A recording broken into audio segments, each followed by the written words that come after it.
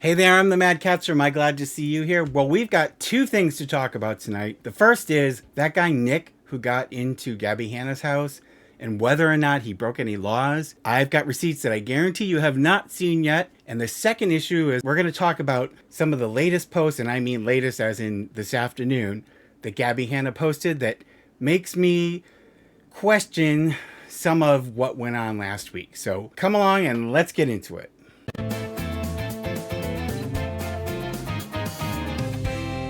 So I'm here with Sybil the Enforcer, and she says very politely, please like and subscribe. We know a lot of you are not subscribed, and it doesn't cost you anything, and it sure makes us happy. So please like and subscribe. But anyways, let's talk about the two topics at hand today, and they're pretty interesting. So I've got some new receipts on Nick, who went into Gabbie Hanna's house, and I've also got some new stuff that Gabbie Hanna posted this afternoon that may make you look at things that happened last week in a different light.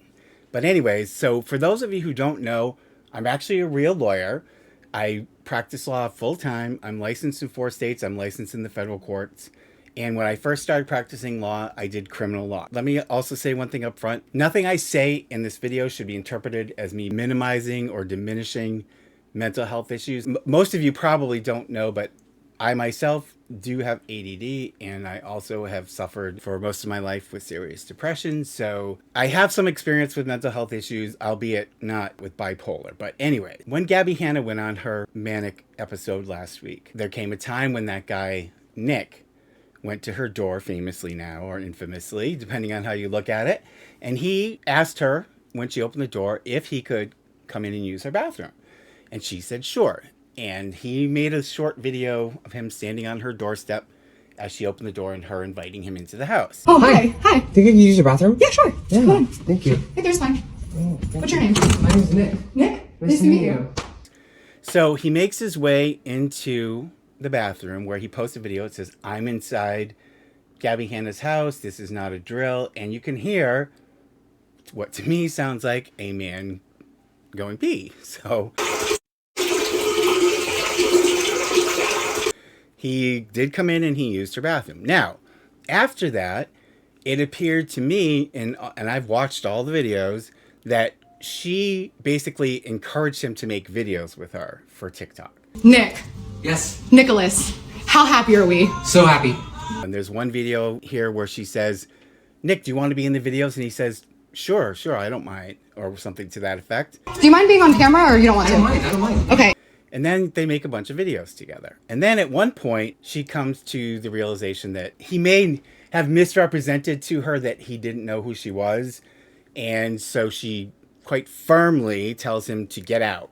And he does. We're going to talk about what he did afterwards in just a second. But I just want to address, I saw this one article that was posted that said, Gabbie Hanna fan breaks into her house or something like that. Okay, he did not break into her house, okay? And I'm not a Nick fan. So please don't misinterpret. I'm just trying to give an objective evaluation of the situation. Okay. So I do not condone what he did. Okay. Period. So keep that in mind. All right. But first of all, she invited him in. This is true. He did use her bathroom. She then appeared to enjoy his company. They made a bunch of videos together before she realized that he may be there on false pretenses, which I've heard people throwing around a lot. And she firmly asked him to leave, and he left. People said break in. Well, in order for to be breaking and entering, you would have to put it as much in lay terms as I can, you would have to have gone into a house. It doesn't even have to be locked, by the way. Gone into the house, made entry with the intention of committing a crime inside the house. Okay. So as far as I saw in these videos, he did not commit any crimes. He did not, for as much as I know, and even though the rumor went around that he had allegedly stolen a Cartier bracelet, that appears not to be true. And so it doesn't appear he stole anything. I honestly don't think he meant her any harm. And I think that despite his protestations, believe me, the MadCaster's been around the block a few times, that Nick was in it for the clout. Okay. And we're going to get to that, like I said, in a minute. All right. So some of you said, oh, well, he entered her house on false pretenses. Isn't that against the law? No, there's no such thing as entering someone's house on false pretenses. So if he goes and says, can I use your bathroom? And she says, sure, come on in. Then he goes and uses her bathroom. There's no crime there. He's not in, and what it wouldn't be under false pretenses, it would have to be like a trespassing infraction. So in order for it to be trespassing, he would have to be on her property without permission.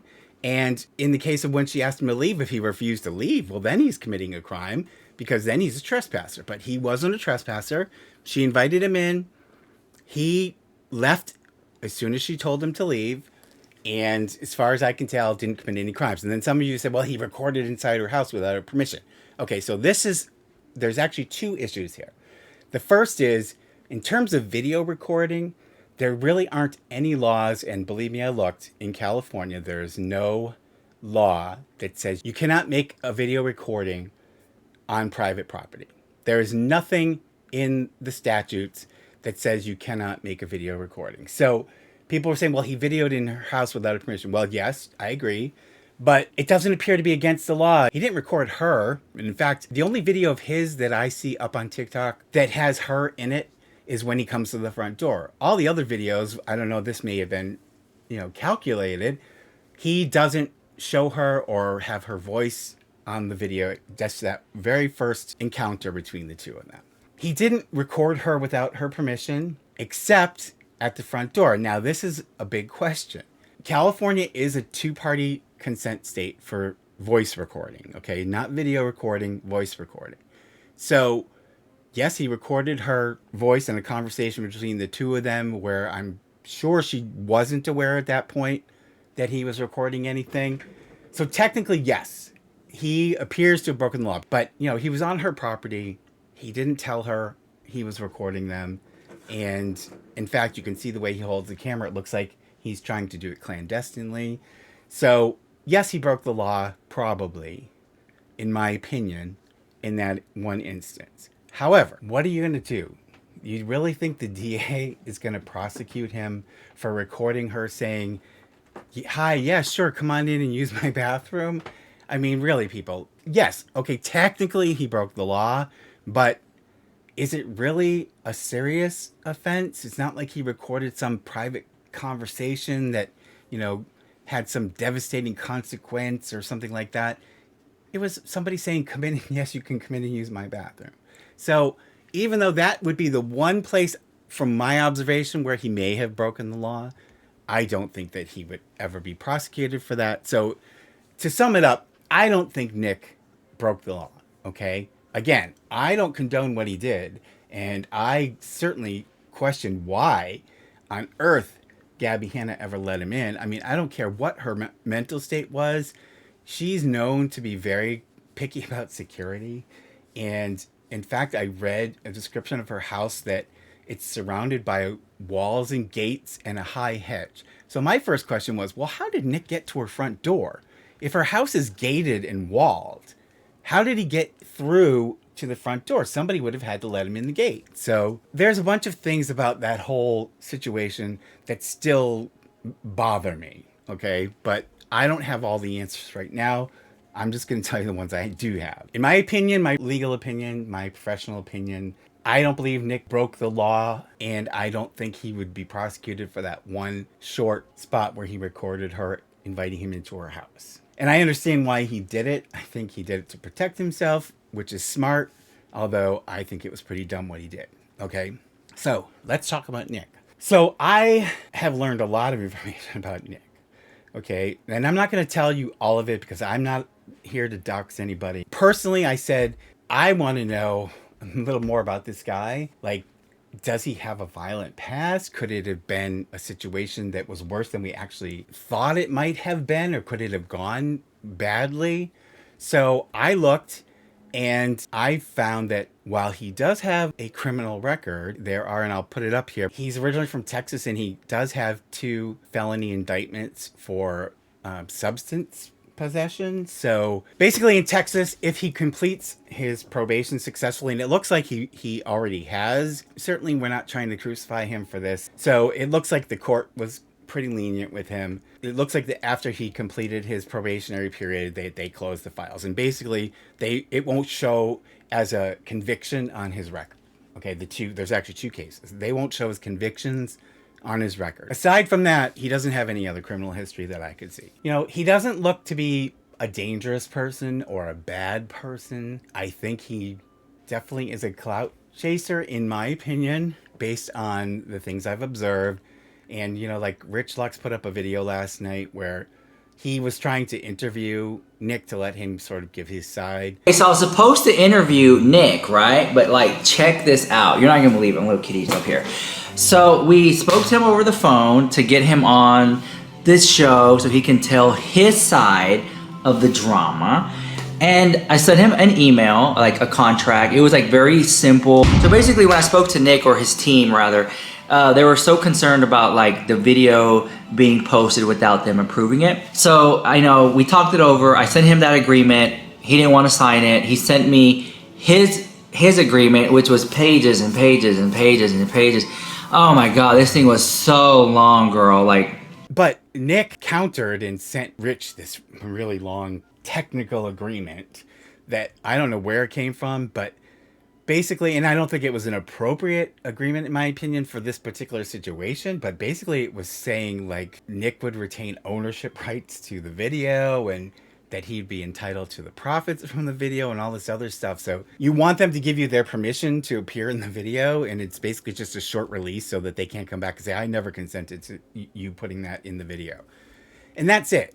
But, you know, it shouldn't be about any compensation. This isn't Oprah, and Nick certainly isn't Prince Harry. So, you know, I don't see why he would expect to get any compensation. What, Rich shouldn't get any credit for the work he puts just to give this guy a voice? And so I thought, well, maybe he would talk to me because, you know, I'm a lawyer. I'm pretty neutral in terms of the way I'm looking at this situation. And I thought, well, you know, I'd be fair and let him tell his piece because, you know, even though I don't agree with what he did, I don't see any laws that were broken during this whole thing. So I thought, well, I would be a neutral for him. Granted, I'm not a huge channel. I'm certainly not Rich Lux or H3 or any of those. But I think that's what he's looking for, honestly. Because he basically told me, and I'll put up the DMs here that we exchanged. He basically said that he appreciated my offer. He would keep me in mind, but that he was talking to some PR companies, which is kind of odd. I could see consulting some attorneys to make sure you don't have any legal exposure after what happened, because people have been saying, oh, is she going to sue him? Is she going to press charges?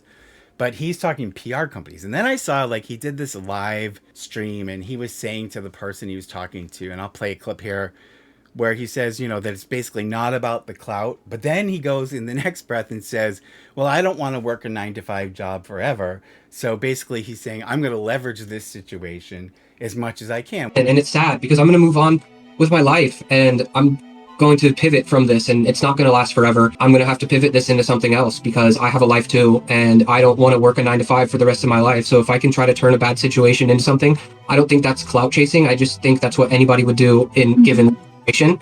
Well, so that's kind of a contradiction.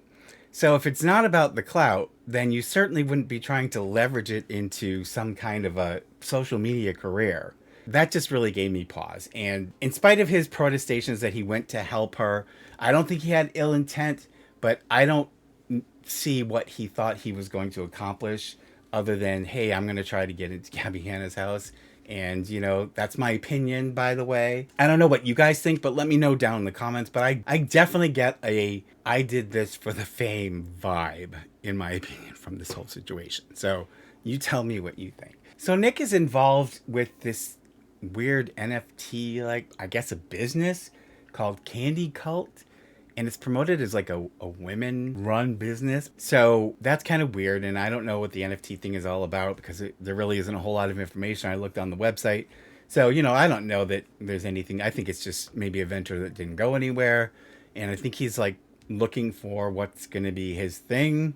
The other thing that I thought was strange was, according to the public record, if it's accurate up to today, he doesn't live in Los Angeles even. He like lives, I'm not going to tell you where he lives, but he lives a fair distance away. And I used to live out there, so I know it's a fair distance away because I had a friend that lived where he supposedly lives. So unless he's moved very recently, he really had to go some distance to come to our house. The whole thing just bothers me. And I also want to talk about where Gabbie Hanna is, because she's posted some TikTok videos in the last several days that have been kind of odd. Okay, so I posted a video last week while this all was going on, and it was called Gabbie Hanna Thinks You're Stupid.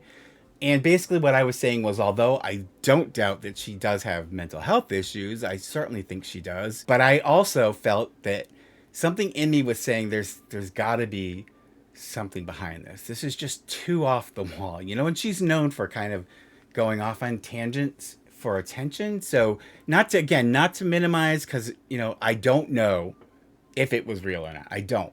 But I'm going to just tell you the things that stuck out to me. She talked a lot about the police, and she talked in some of her later videos, like towards the end of all of this, very like intelligently about the police and how her neighbors were calling and how the police accused her of abusing 911, which I don't understand, because like she said, she wasn't calling 911 unless they mean she's causing a scene that's creating a lot of calls to 911, although I don't really see how that's criminal. But anyways, she started talking about the police much more rationally. And then she said in one video, I was on TMZ again, and she's like all giddy about it. And it's like, I just doesn't sit right with me, people. Okay, and then today she made 2 posts that really were suspect to me. The first was she's promoting her album Trauma Queen again, because as far as I understand, it has been a bomb and there wasn't any buzz about it. And so now all of a sudden she's got all this attention, and like she was gleeful to be on TMZ, and she's now suddenly promoting her album again. And I'll put it up here in this TikTok from today. Yes, this album was my favorite era, and I always loved rock music, so I wanted to try rock vocal, and I never had the courage or the encouragement to scream, so I screamed a bit. This album was definitely about unleashing some inner demons. The whole album as a story is sort of your journey, well, my journey. I feel like a lot of people's journey through Hollywood. But then she posted this other strange TikTok, and I'm not going to play the whole thing because it's really long, but I'm just going to show you this briefly. So I'm going to mute the audio on this, and I'm just sort of going to pause it and read to you this, because she uses like it's not her voice, it's like a computer generated voice. But she says, she starts it off, and this is from today. I'm on NBC News today, live national television, all for little old me. I didn't watch the story. A friend sent me the gist. Don't call the cops on mentally ill people. Mainly, I'm glad that they came to the right conclusion. I feel grateful and blessed to serve as a precedent for others as we charge ahead in this uncharted territory of the wild, wild web. On the other hand, I continue to feel misunderstood and unheard. So she then goes on to say that people didn't call the cops because she was having mental health issues, that she started having mental health issues because the cops kept coming to her home, each time more aggressive and demeaning. So that's kind of weird. It's like, so why were they coming to her house if she wasn't having mental health issues? So I don't quite understand. So anyways, but I'm just going to skip to like the later portion of it now. So she goes on to say that, I guess in like July, she was like trying to find her voice or something, basically. And so she says that she spent the next month journaling, meditating, exercising, stretching, blah, blah, blah. And she took some time to be quiet, which, I mean, I think is certainly good. And she said she reconnected with herself, and in doing so got closer to her highest self. And she says, as a question, my guardian angel. And then she says on August 11th, she made the decision to retire from entertainment. I've been wanting a way out for a while, but I had an album, Trauma Queen. That I'd been working on since 2017. I owed it to myself to at least try to promote it a bit. Though I had long lost my desire to share my art with the world, I posted a 12-part series on TikTok showing my daily routine, Trauma Queen serving as the soundtrack. Then I logged out. So she sounds disappointed that her album wasn't getting any attention. Okay, just keep that in mind. And then she says, 11 days later, on August 22nd, I felt called back to my platform. What I realized in my solitude is that we all have an infinite power. So she says, I thought about how every single time I wrote a dream down in my journal, it came true. Sometimes to the exact day, I write it down and it comes true. And I, a selfish little millennial, kept all that power to myself. I manifested slots on the New York Times bestsellers list. I manifested millions of followers. I manifested iTunes charts and Billboard ranks and TV gigs and a beautiful house and 2 perfect kitties and chaos and drama and karma. Wow, I am so powerful. She said, they say we create our own reality. They say we write our own story. They say the ones crazy enough to believe they can change the world oftentimes do. So I asked myself, what if I could be crazy enough to save it? What would that look like?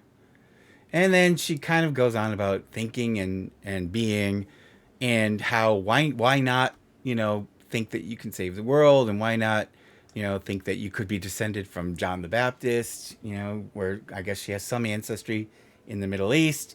So she's saying, so why couldn't I be? So it's not like she's saying, oh, I am. And, it really sounds to me that she was looking for some new angle to channel into what she was doing as her performance art, as she likes to express. And in fact, in one of her videos towards the end, when she was coming down, she even talks about how she was doing her art. Well, that's a weird way to put it. When if you're having a manic episode, that you're making art. So she clearly is cognizant of the fact that the things she's doing with purpose to make art. So again, I'm not saying it's not real. I'm just saying there's some things to me that stick out that make me question. And then she talks about the cops and how they took her out of her peaceful state of creation and practicing her free speech. And I guess she means making videos. And she says she bypassed her ego to connect with her id, the inner kid. And she says when she smokes, and she's talking about not cigarettes, she's on a different plane of consciousness, and it helps her trigger hypomania in safe spaces and frees me from the shackles of who society said I should be. So, this to me sounds like a person who's very aware of what she's doing. Okay, it doesn't sound to me like somebody who's having some kind of a break. It sounds to me like it's pretty intentional, if for lack of a better word. So I don't know, make of it what you will, and please don't send me any hate. I'm not condemning her. I'm not saying that this was all fake. I'm just saying there are some things that she has said and done that cause me to wonder, based on her past performances and her past issues, the attention she's gotten in the past on things that she's done just is making me sort of go, So there you have it, folks. That's my opinion on those two issues. Let me know what you think. In my opinion, I think that, this is how I see it. So let me know what you think down below. Thank you so much, you guys, for joining me for this. And I want to thank all of my supporters, all of you who make this worthwhile. All of you are the best. Please like and subscribe. If you're not subscribed, I would appreciate it. It helps the channel grow. I'd like to keep growing. And I appreciate all of you who have been there for us during this journey. We've passed 16,000, which is great. And it's really wonderful. And it's all because of you guys and how awesome you are. So thank you so much for your support. Thanks for joining me. Take care of yourselves. And I will see you in the next one.